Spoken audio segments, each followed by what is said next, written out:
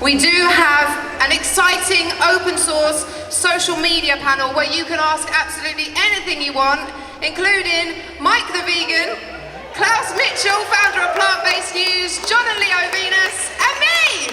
That's it. Thank you. Hello. Rabble, rabble, rabble, rabble.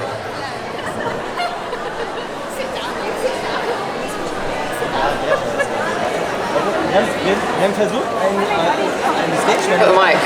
Ready? Klaus, I know you've got some questions to get us started. So what question is going to be your first question? First up, how are you guys doing tonight? You good? So we're going to go to the audience for questions a little bit later. But first up, let's talk about social media. Ooh. So Mike, what is the most outrageous social media moment you've experienced in the last 5 years? I hate to just go there, but I just have to say the Ravana fish eating moment. Some of you know what I'm talking about, but a large influencer was like caught eating fish, and she was vegan before then. And it was just one of those like moments where it was like, oh no, oh crap, I got caught. And obviously there's a lot of drama around that, but that was the one where it was like, oh my gosh, this is serious. She had like 1 million subscribers, just telling everyone she was vegan, and you know, obviously everyone has their own personal journey, but that was up there, for sure. What about your own personal YouTube though? Is there anything that you've done on YouTube that you're a bit like, whoa? I have a video that I need to remove. I think maybe I removed it. It was like a music video. I tried doing a rap video called Veganism's Extreme. I want to see it. I'm literally under, like green screened under some cow udders just like saying ridiculous stuff. Anyway, we don't need to, I think I put it on unlisted. I would say, for me, I'll just quickly let you know, my mum and sister died of breast cancer and I carried a BRCA1 gene mutation, so I had a preventative double mastectomy. And prior to saying goodbye to my boobs, I had a goodbye to boobs party, like we did loads of stuff to celebrate. And one of the things that I did was a video called Why Boobs Are Good. And it was a bit of a comedy video, and it went viral, and it got a lot of views on Facebook, millions and millions of views on Facebook. And now, that's the thing that people know me most for, which is great. So yeah, boobs are great. Oh man, okay. So, yeah.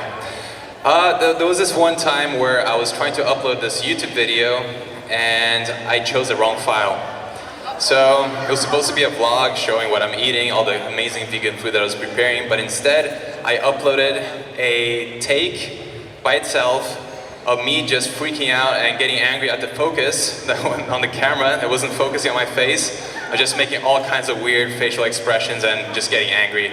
And that was pretty embarrassing. Luckily, I caught it before it got, you know, a significant amount of views, but yeah, that's the only thing I could come up with.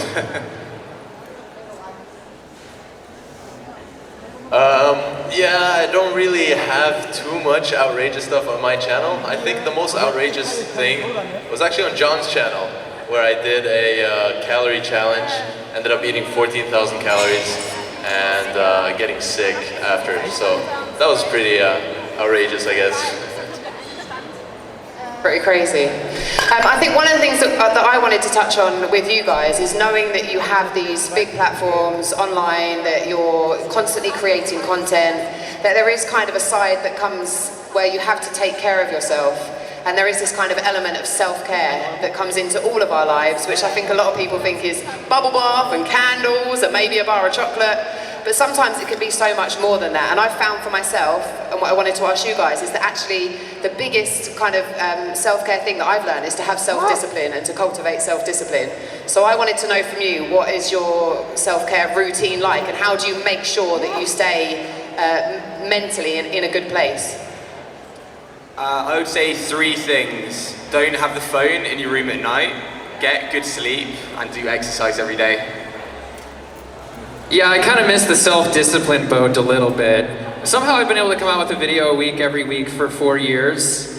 But I sleep in like as late as I need to, and I do what I feel like I need to do to then really crank out, focus on, whether it's 12 hours of editing straight. Sometimes that happens. So yeah, I'm not like the picture perfect person that you should probably follow their lifestyle, but I just try and make sure I get it done. So for me, it's like relax and then full steam ahead. But I also like to exercise and hang out with friends and just not get burnt out. And if it starts not getting fun, I just back up a little bit and then I come back to it. So my self-care routine is very simple. It's basically just gratitude.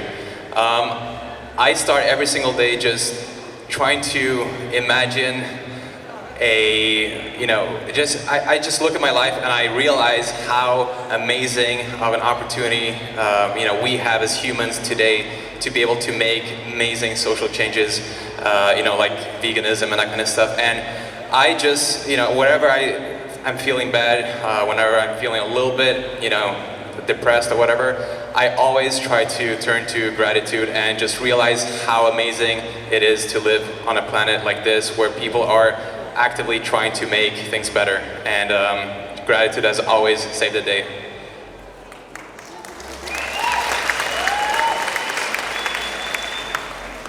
Okay, so for me, self-care, I guess I would kind of relate to more of the medical aspects of health. So I guess I would say take care of your health, so things like exercise, sleep, diet, relaxing. A lot of people overlook this, so avoiding stress, and things like mental health. And the things about mental health that a lot of people don't realize is that when it comes to your self-talk, your self-image, a lot of that is completely subconscious.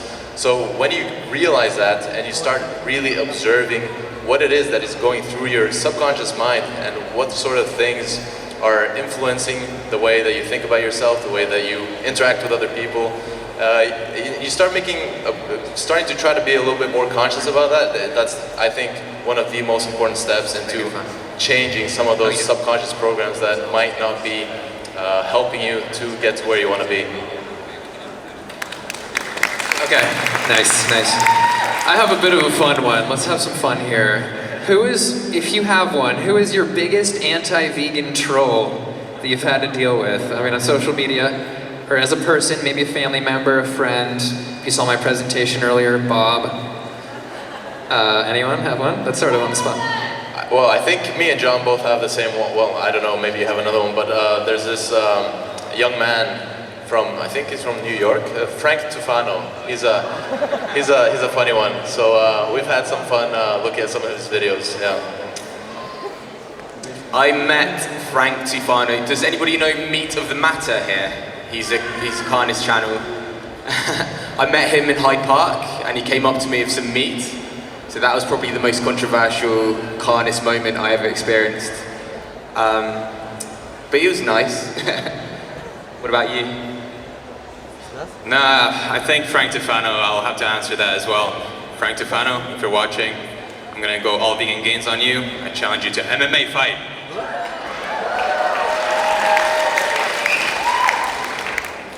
I don't think I've got one. I do make videos on my YouTube channel, but I do make some about veganism, but I don't have anybody that trolls me for that. I have had people that troll me about my physical appearance, certainly when I had the preventative double mastectomy, which was prior to me going vegan, so just over 4.5 years ago. I had people that trolled me that were like, if you just switched to a plant-based diet, you wouldn't need to have the procedure, you're crazy. And that wasn't what made me go vegan, but it certainly did put it into my peripheral vision. But yeah, I did have some people who, I think people sometimes feel like they have much more ownership over your life than you do sometimes, so they do. And also just some crazy perverts as well appear in my comment section, which is always a good laugh. If anyone wants to check that out, yeah, it's good. Alright, I have an idea. How about we do the most disgusting vegan meal you have ever had? And I think I'm gonna start this one off because, again, the calorie challenge video that I did on John's channel, I actually don't really like this whole calorie challenge thing, but John was saying it'll get views, and sure enough, it's the video I have been a part of that has had the most views ever in my YouTube career. And basically the plan was for Catherine, John's wife, to make me this delicious pasta for dinner. It was going to be very high in calories. However, Catherine had to do some other chores, and I ended up having to rely on big brother John being sorry to throw you under the bus, John. So John here, obviously he wanted to make it really high calories. So he cooked up the pasta in a big pot, and he just thought, what can I add to really up the calories here?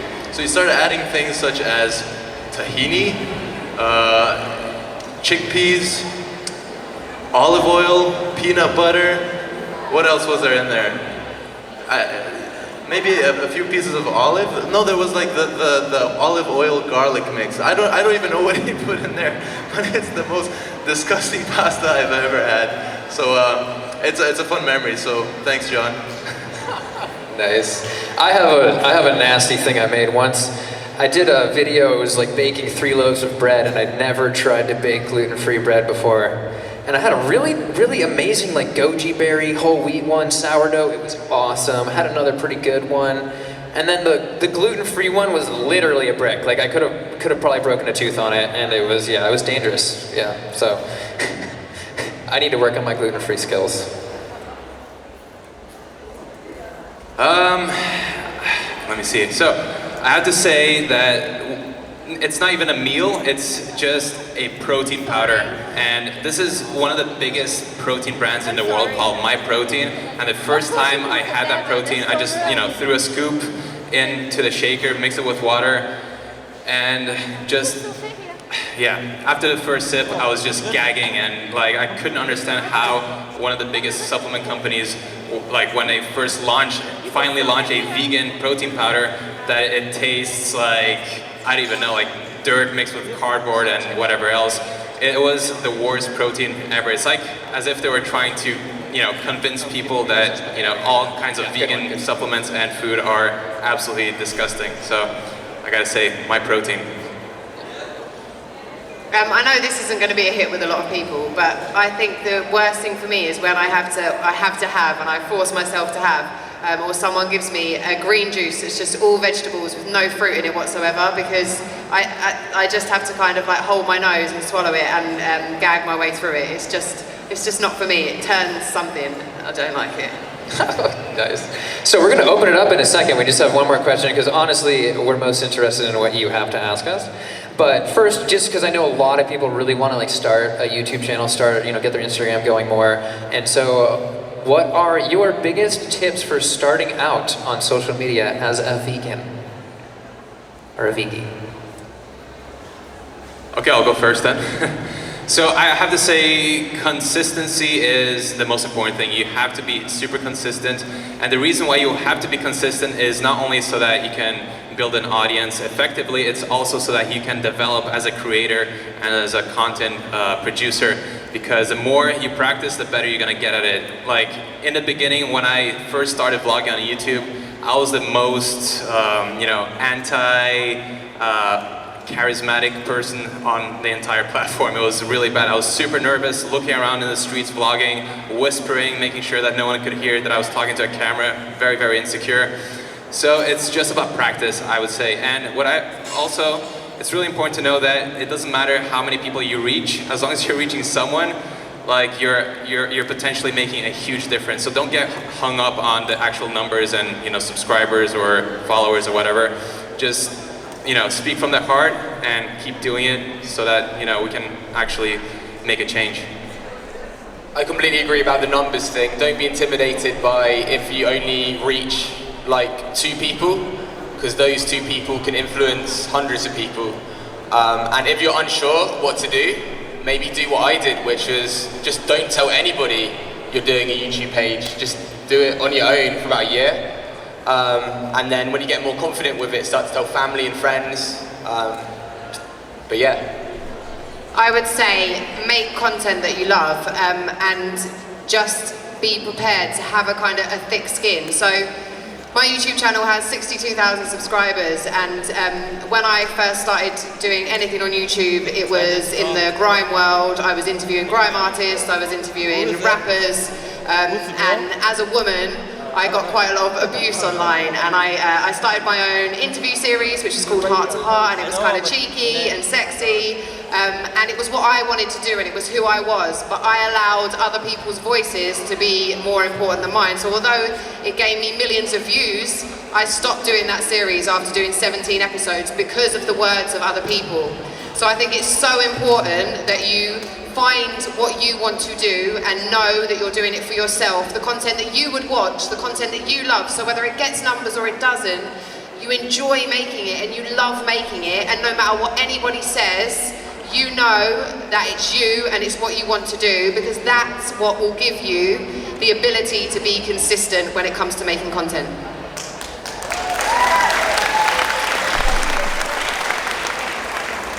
Yeah, I don't think I have much to add to that. I would just say maybe have a big brother who has a lot of subscribers and gives you lots of shout outs. That really helps. One other thing actually, if you're worried that you're not charismatic, that's what happened to me, and I realised that actually putting other people on the platform on plant-based news got more views and was more effective. So even if you don't think you're very good, you can still use social media to feature other people to get the message out. Awesome, nice. I think a lot of it's about being yourself and then like tapping into that deep thing inside of you, whatever it is that you really want to share. And so for me, it was like vegan numbers. I don't know why. I mean, you know, gone to the research. And then again, like I always tell people, when I first started my channel, I got 5 or 10 views on the first few videos, and I just was like, I give up. I'm just gonna have it as my personal video journal, and I'll reference it as my own research. That's what I told myself, to keep making videos, and then I just stuck with it, and thankfully people started watching. All right. So I think we're going to open it up. I'm going to sacrifice my microphone, and I would just say please try and keep it to questions and pass it along to each other. Keep it kind of brief, no monologues. Thanks.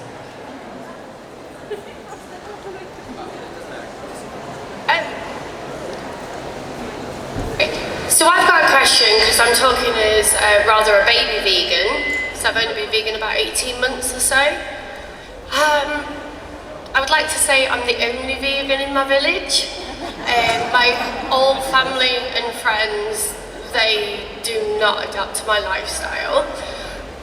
Apart from going all fire and brimstone at them, I'm finding it really difficult to be around them whilst they're still enjoying their lifestyle. Because I'm trying to accept them for who they are, because they are going to accept me for who I am, but who they are consuming animals, and I'm finding that really difficult. Do you guys have any advice? I would say from my perspective that prior to me going vegan, so my sister who passed away, Emily, she was vegetarian for the majority of her life, and she always used to say to me, Claira, you should go vegetarian. And I'd be like, no, I would never do it. And I was really defensive and I was really against it, and there was no way that I was ever going to stop eating meat. It just didn't make any sense to me. And when veganism happened to me, and I say it happened to me because it was like someone flicked a switch. It was just like someone turned off I just didn't want it anymore. It just had gone.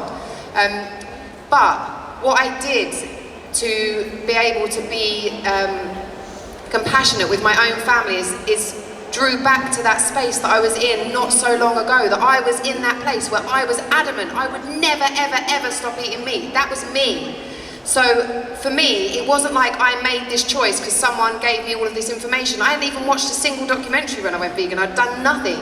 So I felt blessed because someone had flicked this switch for me, and then I found out everything else. But I could still go back to that space, that original space, where I had been the defensive person. And that's how I found compassion for them, because I realised that they are on their own journey and they will get there in their own time. And it has started to happen now. So stick with it and stay strong. Know why you're doing what you're doing, but understand that they are no different from you. They're just not there yet. Thank you. I will admit that a couple of years ago, I was one of those people that went, vegan, and then I found out what they did to day-old baby chicks, and I went, no more, that's it. So, thank you very much. I'm just gonna add one more thing that I think really helps, and this is just really short. So basically, when I went vegan almost 7 years ago, I used to put a lot of pressure on myself. I felt it was my responsibility to get everyone in my family, all my close friends, to see, you know, this new truth that I had discovered. And so there was a lot of pressure being put on myself.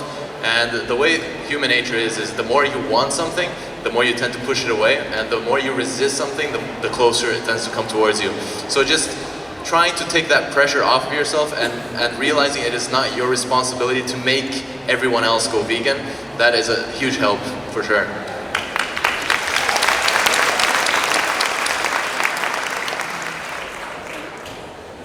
Hello. This morning my mum left me a very worried email, voicemail I mean, saying that Emma Derbyshire, the nutritionist, has told everybody that if you're vegan you're going to have low choline and it's going to be brain damaged babies. How can we get over all the good work that's done by vegans and vegan advocates can be reduced to terrorising the people that are frightened to bring up vegan babies because they don't want brain damaged children. How can we fight this? Okay, so I love talking about it. I know, Mike, you want to talk about this too? I don't know. Yeah.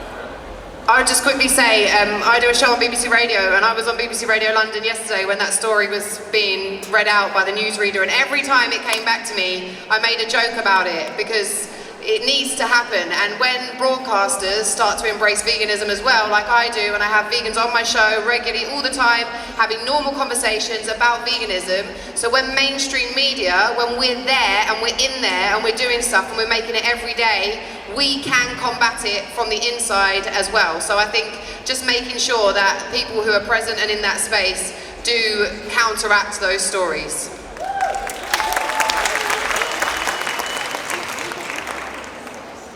So I saw the headlines this morning and yesterday. I looked at the study, and right at the bottom I saw that it was funded by the meat industry.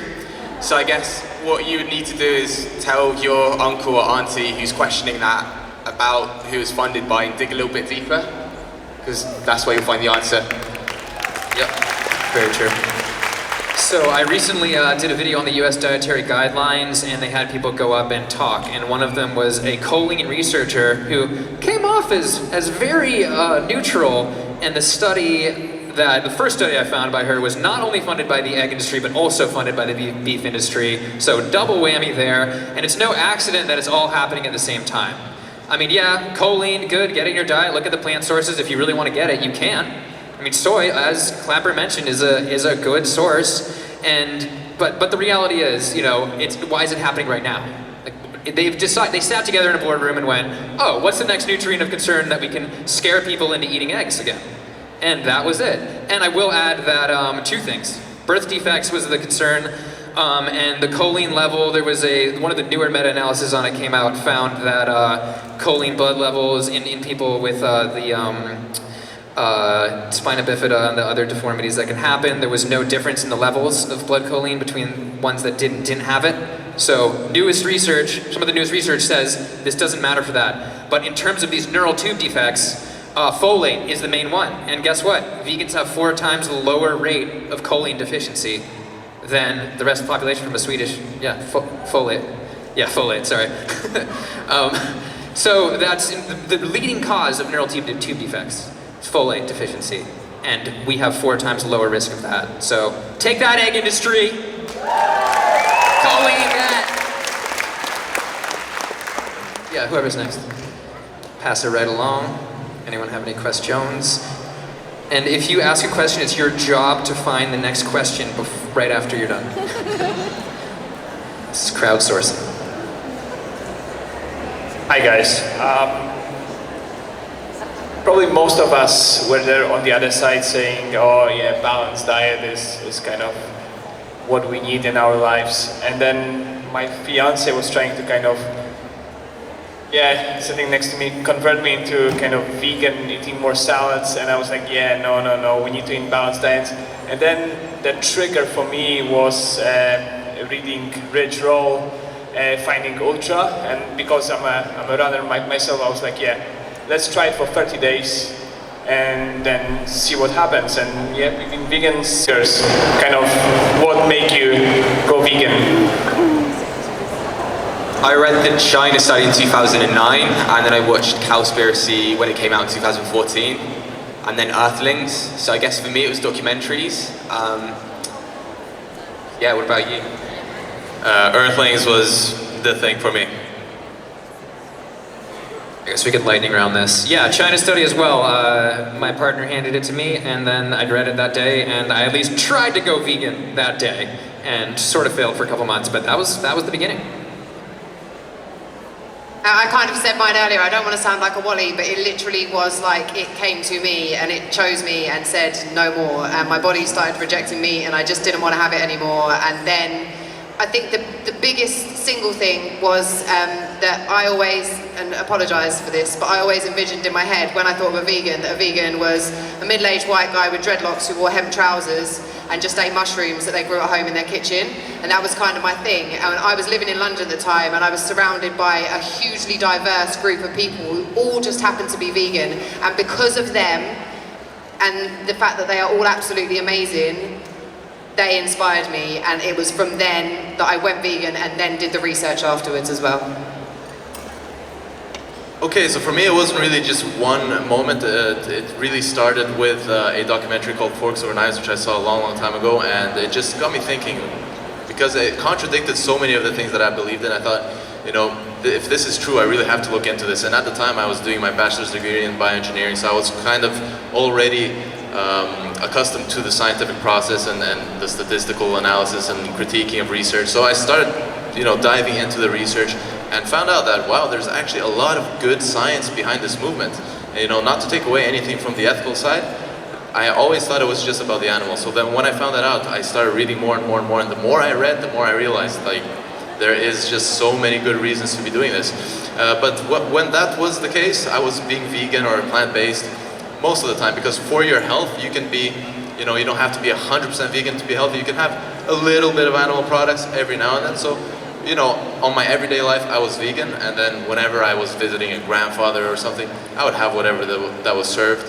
But then the change where I just 100% cut it out was Earthlings as well. And I tend to try to not emphasize too many of these ethical arguments whenever I have talks, because a lot of people have this assumption that, you know, as a scientist, you're not supposed to be emotional, you're not supposed to be empathetic, and these things don't belong in the mind of a scientist.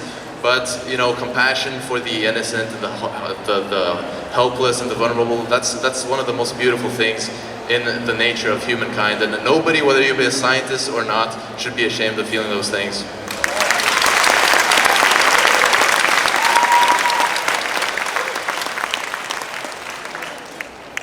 We've got 1 minute and 9 seconds left. What are you guys most excited for in the movement? What kind of gives you hope that we're moving forward and the vegan movement is kind of exploding, and what are you excited about in 10 seconds each? I'm just excited to break the vegan barrier, where all of a sudden it's socially like, and in some places it is a cool social thing to do, but where people are no longer feeling like they're ostracized to do it. And because that, in my opinion, from what I've seen, that's why people quit a lot of the times. Social pressure, family pressure. And so when we can reach that point, I don't know when it's going to be. Is it the 3.5%? We don't know. But I'm ready to break through the ceiling so everybody can feel good about eating plants and not hurting animals. Thank you.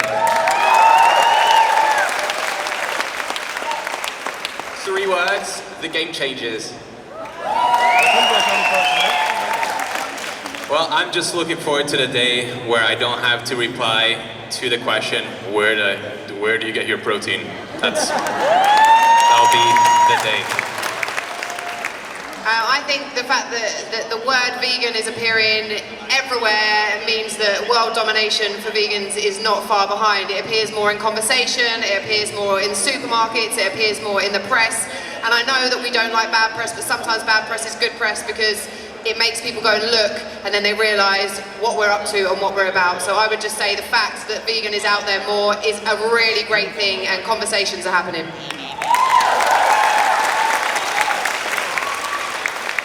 I would say for me, and it goes a little bit back to what you were talking about, like how do we solve this issue of misinformation, is just teaching everyone how to think more factually based, because when it comes to the facts, when it comes to the science and the truth of the matter, there is no argument against veganism. And that is why vegans are so annoying to argue with for the majority of the population. And that is why we are the least popular. I think I saw a study that was an investigation.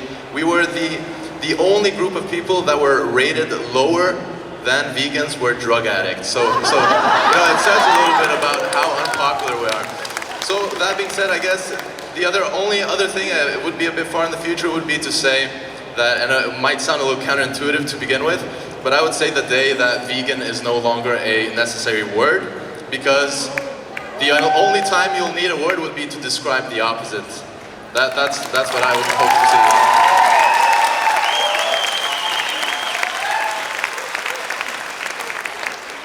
All right, thank you so much. Major round of applause for them. They didn't know they were going to be on stage a second ago, so thank you so much. Thank you so much for your patience. Yay, Vegan UK Camp Out. Your normal presenter, James Aspie, will be up soon. So thank you.